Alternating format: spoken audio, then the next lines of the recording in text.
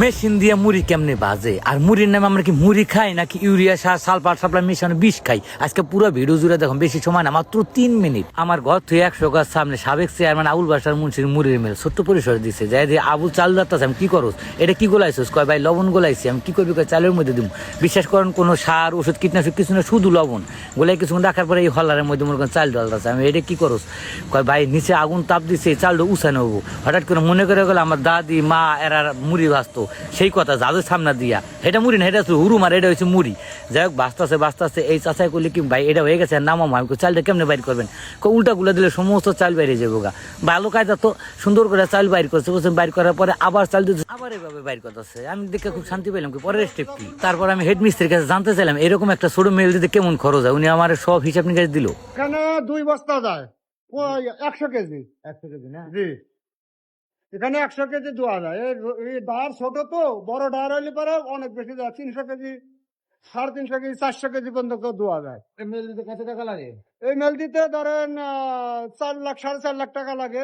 মোটামুটি চাল ঠান্ডা হয়ে গেছে। তারপর আরেক মেশিনে চলে আসলো। এটার মধ্যে এই যে হলার দেখছেন, এটার মধ্যে দিয়ে মনে করেন যে আগুন দিবে, মানে এটা লোক গাছের গুড়ি আছে না, ওইগুলা দিতে হয়। তো সুন্দর করে ঝাড়ুদা যেটার মধ্যে মুড়ি বাজে, ওটা সুন্দর করে পরিষ্কার করলো আর কি। ওটার মধ্যে বালু থাকে তো, এই জন্য ধুলাবালি মনে হয়, আসলে অপরিষ্কার না। এটাতে বিছনা পাটি করে রেডি মুড়িটা ঘুমাইবে, মানে মুড়ি এনে রাখবো।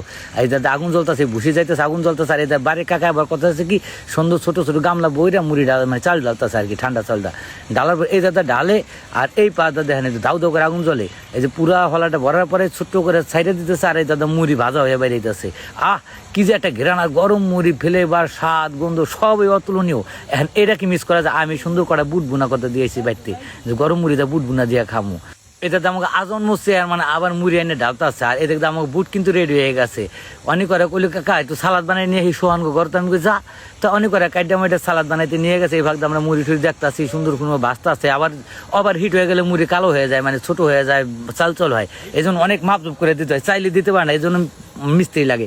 এদিকে তো সালাদ কিন্তু রেডি। আমরা মোটামুটি ভাবে ওই অনেক হাত ধুতে গেলো, সালাদ বানাইয়া সুন্দর করে বুট ডাইলে, অল্প কিছু বুট, মানুষজন 4-5 জন আছি, যা গরম মুড়ি নিয়ে নিলাম। হেভি টেস্ট আর হেভি গেরান, স্বাদই আলাদা, বুঝছেন। কিন্তু অনেক তো হাত দিতে পারতেছে না কাকা, এত গরমের মধ্যে হাত ঢুকানো সম্ভব না। অনেক কষ্ট করে নাইড়ে আই লইলো। তারপর আমরা খাওয়া শুরু করে দিলাম। এদিকে মসজিদের হুজুর আবার জোহরের নামাজ পড়ে বাইরে এসে, বাইরে হুজুর করে খান। হুজুর এক মুঠ নিয়ে বসে খাইলো, আমরা সবাই মিলে সুন্দর করে খাইলাম। এটা জাস্ট একটা মজা ছিল, গরম মুড়ি খাইলাম সবাই মিলে। আর মেলটা কিন্তু আমাদের বাড়ির সামনে মসজিদের পাশে। গরম মুড়ি বাস্তা স্যার এক খাওয়া মনে হইলো কিছু, আর ডাইরেক্ট মুড়ি কেমন মজা পাওয়া যায়। শেখপুর শিবচর আশেপাশে তারা কিন্তু ওই মুন্সিগঞ্জ এসে পাইকারি মুড়ি কিনে দোকান বেচতে পারেন।